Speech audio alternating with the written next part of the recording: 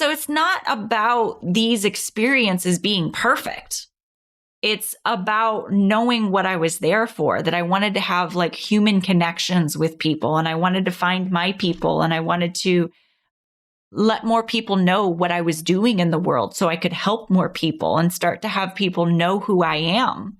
Not from a ego standpoint, but from a place of I would really like to serve at a higher level. And in order for people to do that, they need to know I exist.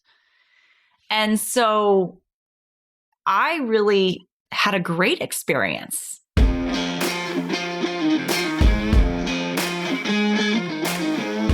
Hey, you leader, entrepreneur, business owner, solopreneur, whatever you call yourself, we know you're a visionary business builder, wealth seeker looking to combine a passion for doing good with leading consciously.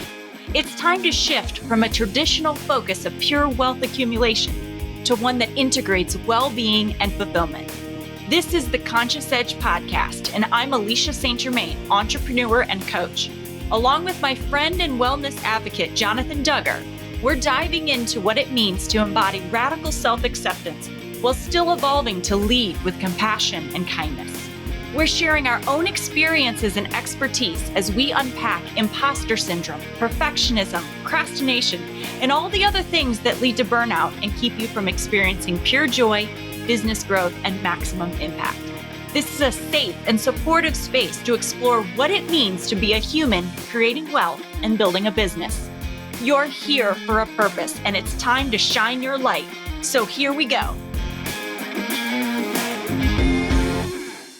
Welcome back, everyone, to the Conscious Ed podcast. Jonathan and I are so excited that you're here. And if you're new, we want to welcome you and invite you to subscribe to this podcast. We put these out every week. Our whole mission is really to expose what it looks like to be human, building wealth and building a business and figuring it out as you go. So we try to be real with you. I am very much one that will share the good, bad, and the ugly, and the things I'd maybe rather not tell you, but I find them funny, and Jonathan laughs along with me. Yeah, sometimes we're like, did I really just say that out loud? Yeah. And it's being recorded? Yeah. I don't know how many times we get off the podcast and I go, I think that went really well. And Jonathan goes, I don't know what I just said.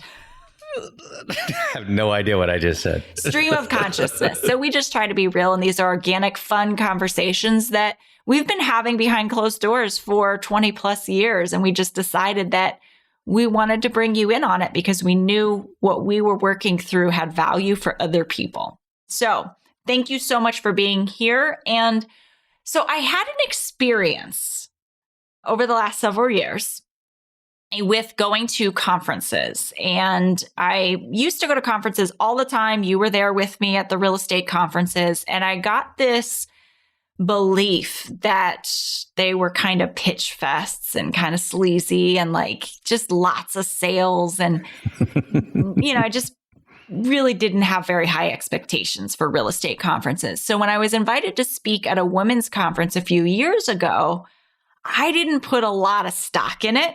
Even though these were my people, these were my gals, I was like, yeah, sure. I'm going to fly in last minute. I'm going to get out as early as I can. I didn't plan my outfits. It was coming right out of COVID. So it was like a first time everybody's getting together. And I ended up having like an anxiety attack the morning of, because I took my clothes. You guys are going to laugh. I took my clothes to the dry cleaner. This is what I'm going to wear. They came back and they had like the perma-stink in them.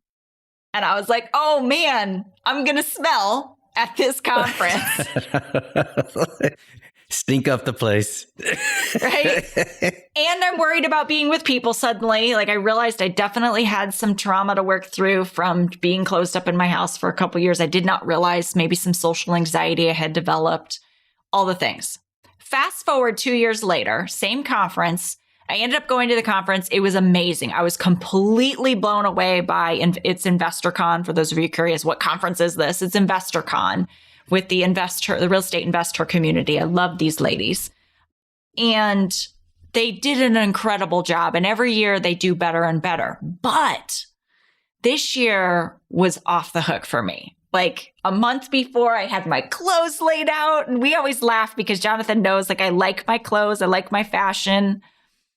it's like this outward expression of like the energy that is inside of me. That's how I see my clothes. It's not about what you like.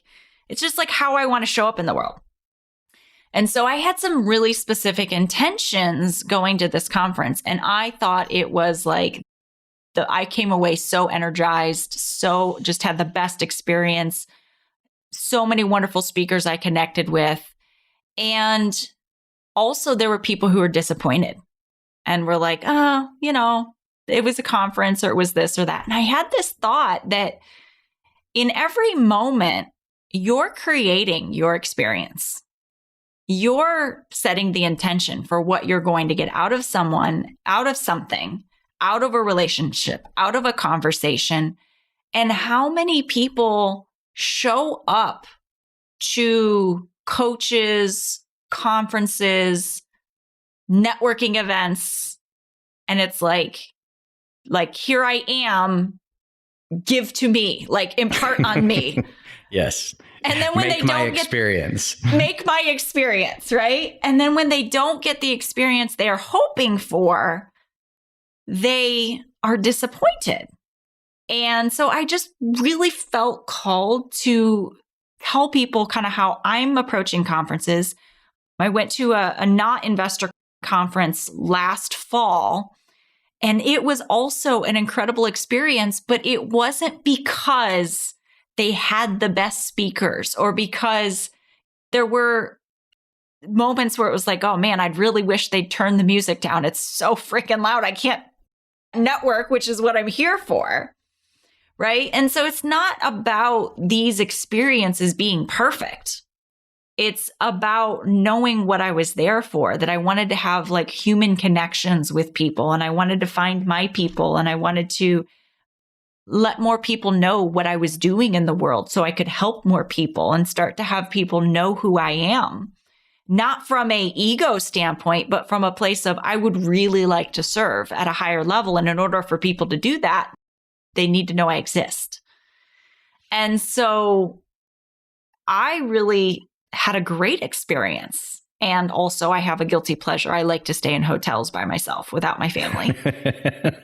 And I just relish in it. My husband knows that I'm like, I love you, but like just not to have anybody's requests of me, not to have anybody talk to me when I don't want to be talked to, like drinking the coffee in quiet. So amazing. Get to have a mommy moment. Right? A non-mommy moment. A non-mommy moment. And I did. That was, I think that was my favorite thing, was just for this moment, I felt like myself.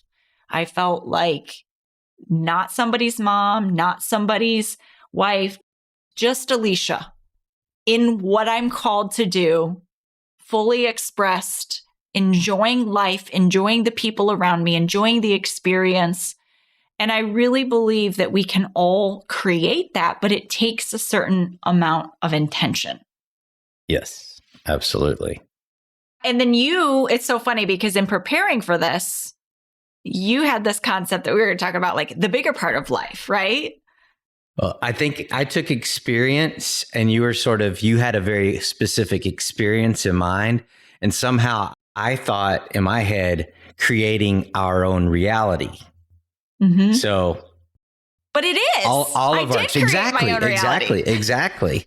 So, but I just sort of thought of it as all of our experiences, because there's a saying, there's a Rumi saying, and I'm going to paraphrase because I can't remember the first part of it, but the last part of it says something like, in any given moment, we're offered the gift of how we decide to focus and where we decide to focus and what that behavior looks like. So it's sort of like the idea that we get the opportunity to choose where we're going to put our emphasis and our focus, and then how we're going to respond to that and what that's going to look like behaviorally. So walking into it, I know exactly what you mean about some of these conferences. I've come into conferences with the attitude of this is going to suck. And it's like, I'm second guessing why I paid the money. I'm not wanting to be away from home. I'm thinking about me and my introverted self, thinking about all the people that I don't know that I'm going to have to be around and how draining that's going to be for me. And that sets the stage for a horrible experience. And guess what? My experience is like, if I don't do something personally to turn it around, or somebody help me with that, it's likely to be a horrible experience. And it will stay forever ingrained in my memory as that. As opposed to walking into a situation where, like you and I were talking about earlier, where are the gifts? Asking the question, where are the gifts? Because nothing else has really changed. I'm not a big fan of huge crowds and being around tons of people I don't know and spending a lot of time in those kind of social, often superficial type conversations. That's not my forte. I don't get charged up by that. But I can guarantee you, if my focus was different in terms of where are the gifts, what can I learn from this? What can I gain from this? What is helpful? And how can I be helpful? Everything changes. Absolutely everything. So we're looking at setting an intention of things are going to be great. And we had this conversation many times too. It's not about false positivity. It's about selecting where I'm going to focus. So when I walk in with the attitude of, let's make this great, and I'm talking about for myself, but guess what? If I make it great for myself, there's a likelihood that it's going to be helpful for somebody else too. It at least is not going to be harmful. Whereas if I go in with a toxic attitude, it's going to be harmful. I can't. You can't help it, especially those you empaths out there know what I'm talking about, because when you project, things change. And if you project bad stuff, things go that way. So, it's where you focus your attention, where you focus your energy is fully related to what kind of outcome you experience, what kind of outcome you get. So I think the first thing to break it down is, number one, whatever you're doing or going into, know your intention. Like, what problem are you trying to solve in your business? Who are you looking to meet or connect with? Or sometimes if it's not who you're looking to meet, but maybe an introduction to someone else.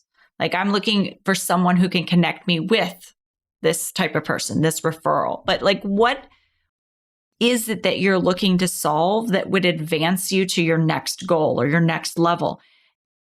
Very often, when I ask people to set an intention for a coaching call, an experience, whatever, a retreat, a conference, a lot of times they're like, I just want to connect with people.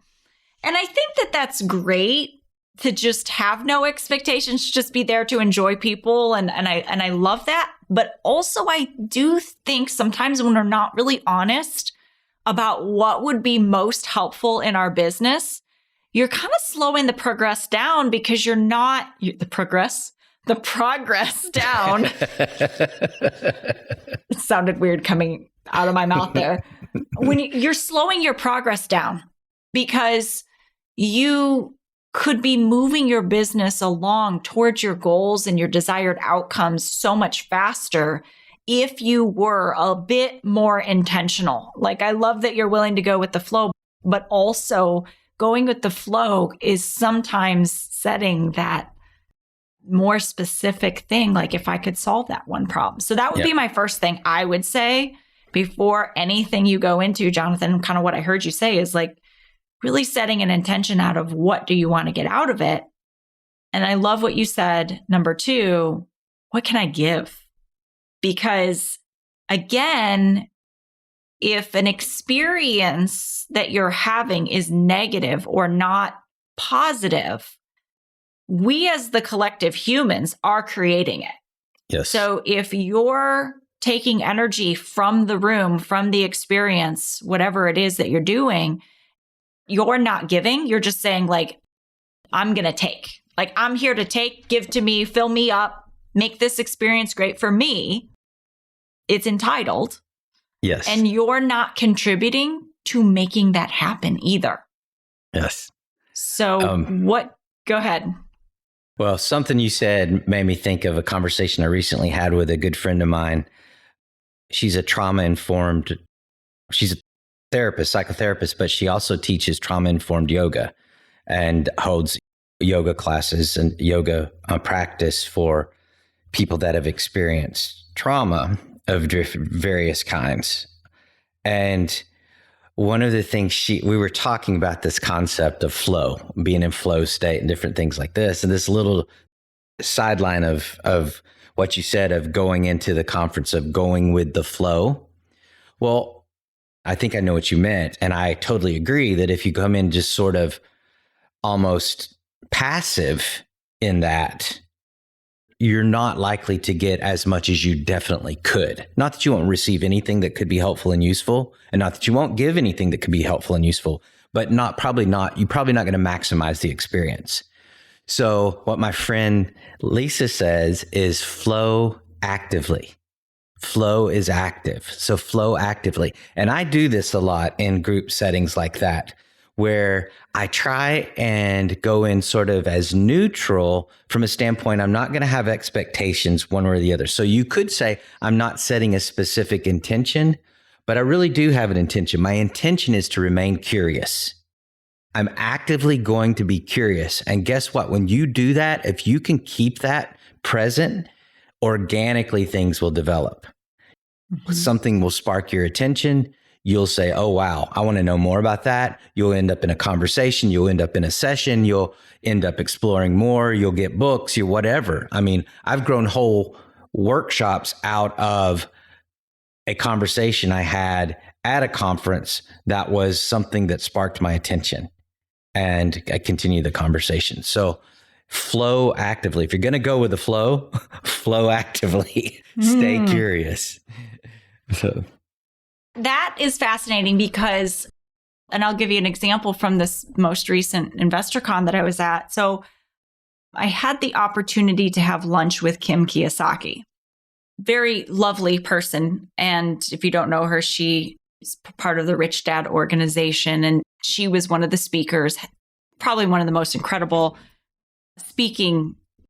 I've seen her talk many times. This one was really, really awesome. But we had the opportunity to have lunch together.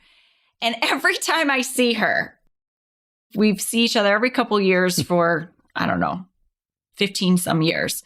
Every couple of years, she always remembers my name. So sweet. And she goes, what are you interested in? And so I was talking about being interested in mobile home parks. And this was one of the areas of real estate I really wanted to explore more for wealth building.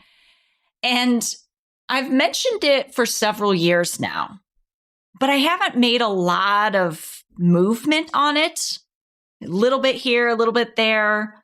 Haven't made a lot of movement on it. And she's like, oh, what markets?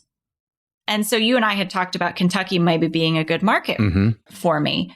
Mm-hmm. And she's like, well, where at? And I thought, and so I started to backpedal. I was like, well, we're looking at some community banks. And I realized I didn't really know why Kentucky, other than it's a place I'd be okay with having to visit. And I was, so out of this conversation, I felt really uncomfortable. And I was like, ooh, what was that about? What are you trying to tell me? Brain, body, what are you, soul? Where's the gift in this? What are you trying to tell me? And what I realized was every single person who's really successful in real estate also knows the opportunities that are in their market. And this other woman was speaking, Kathy Fettke, and she made a really great point that I think is worth sharing with everyone. These are just little nuggets that I don't know exactly how these have to do with creating your ideal experience, but I think what I'm trying to pull together is these nuggets that come. And she was saying basically the media headlines. We were talking about this in the I want to say our gratitude episode a couple episodes ago. And we were talking about how the media has us focus on the negative, right? And so when we're talking about creating our own experiences, we're focusing on the negative because that's what sells. And so Kathy was saying hey, the headlines, investors, entrepreneurs listening, the headlines are not for you. They're for the masses. Exactly. And so whatever those headlines are saying, it has nothing to do with your business because you're on the solution side of those headlines. And that totally hit for me like, oh, I came away with that conversation going, the next time I see Kim, I'm going to know so much about freaking Kentucky and what's available and why it's a great market, because that was the piece I've been missing and not knowing what is it that's holding me back. I was like, oh, I don't know the market like I want to know the market. Yep. And then that piece with the headlines landed and it all just clicked. So I think my point is like when you're saying curious, like be curious about what comes up for you. Well, it's just, you also bring up a really important point in all this in terms of an experience isn't a moment creation. It's something that evolves and sort of unfolds. So you're talking about things that you continue to ask questions about and you continue to refocus on or change focus on or shift focus or make a decision that this is heading a direction I don't want to go. So I'm going to change that experience by changing the way where my energy is being applied, where my focus is, where the people I'm talking to, the conversation I'm having.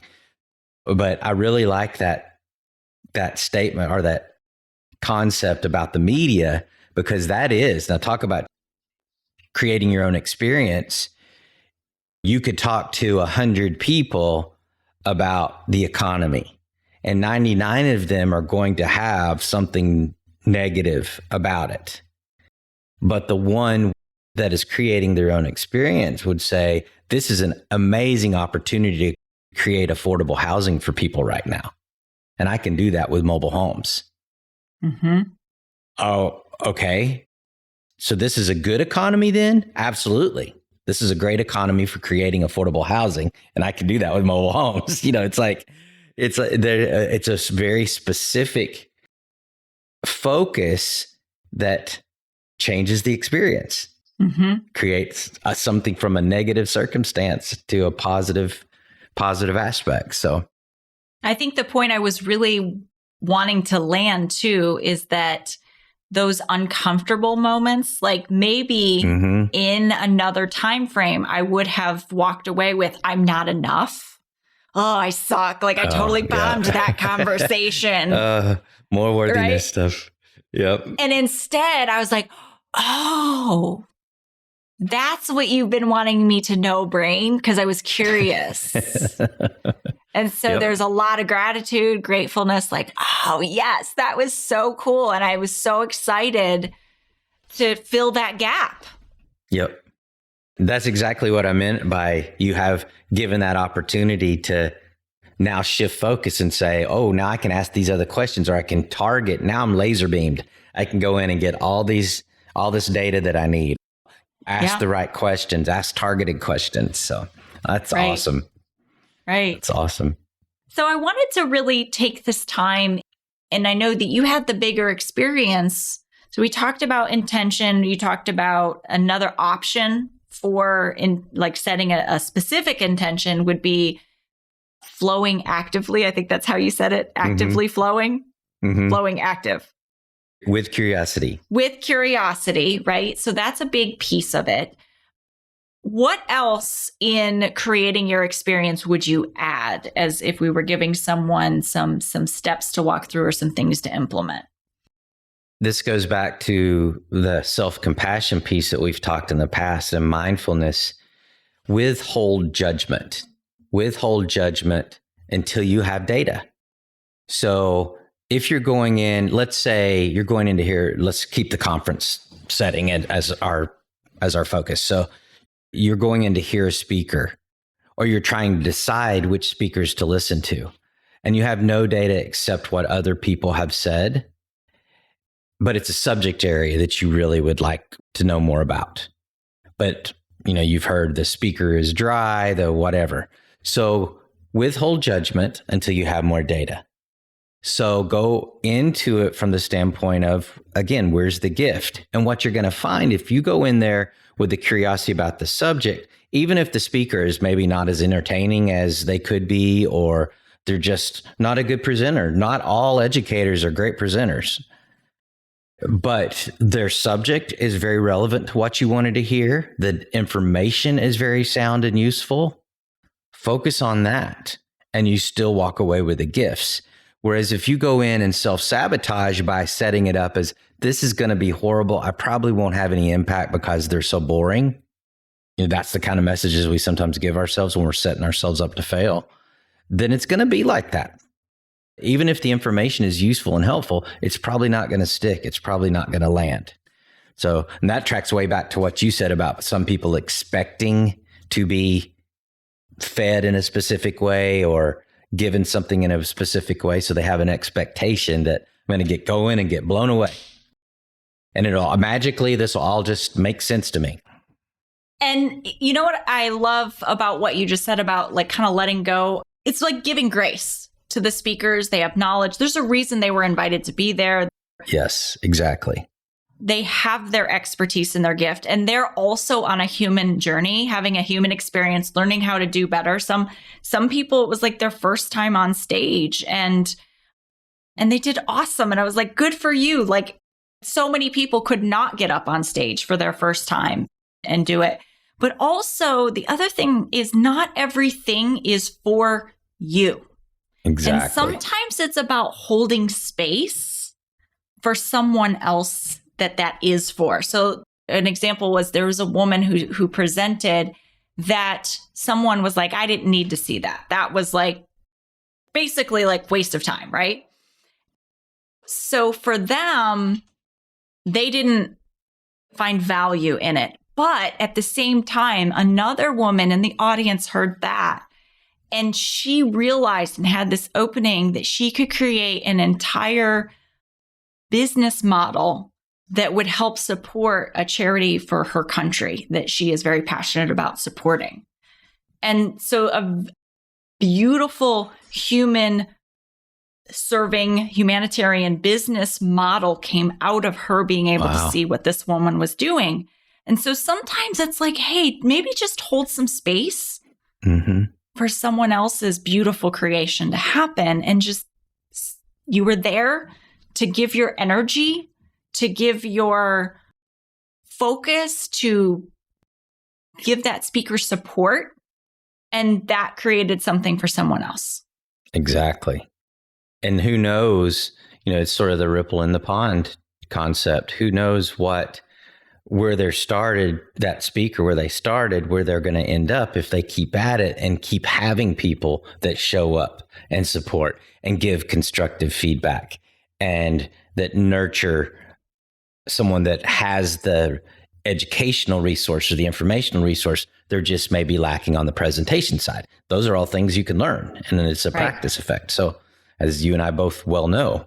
So I love that, though, that the idea of the holding space, that's a podcast episode in and of itself. Absolutely. Absolutely. So, I mean, I hope that out of today, is there anything that we missed or that you would add? Because we're coming down to our end. Not that I can think of, I do think that this is something we might want to think about digging into a little bit more related to the whole intention, manifestation thing. So that the creating of, manifesting, since that is such a buzz area too, but it's also a very powerful area when you pick out what's real and what's not. Yeah, no, and definitely. And because people are in that space of like networking and conferencing and going to classes and master classes and I wanted to give people that ability to really go into these situations feeling more empowered and feeling more like they have the ability to get out of it a really great experience. And it really just starts with you. It starts with who you're being. And if you're having negative experience after negative experience, like kind of got to look inward. What's the common denominator? Yeah, what's the common denominator? So I encourage you as you go forward. I would love to hear from you. I know, Jonathan, I would love to hear from you. hello@consciousedge.com. And when you take some of the things maybe that you're applying, hear from this podcast. I'd love to hear how your perspective and your experience and what you get out of these situations shifts. That would be really, really awesome to hear. And please share this podcast with someone that you love. With that being said, I'm sending you so much love. Be well, everybody. Thanks for listening to the Conscious Edge podcast. Make sure you subscribe and take a moment to be kind and share this episode with someone you care about. Leave a review to help us bring more compassionate leaders building businesses and creating wealth to the table. And for show notes, head over to changed.Once/podcast. This podcast and the linked materials are presented solely for general information, educational, and entertainment purposes and should not be taken as personal or medical advice or any kind of mental health treatment. Please consult a medical or mental health professional if you feel you need such services. Please be advised that all investing and entrepreneurial endeavors involve risk, and the use of the education and information on this podcast and linked materials is at the user's own risk. This podcast is part of the Sound Advice FM network. Sound Advice FM, women's voices amplified.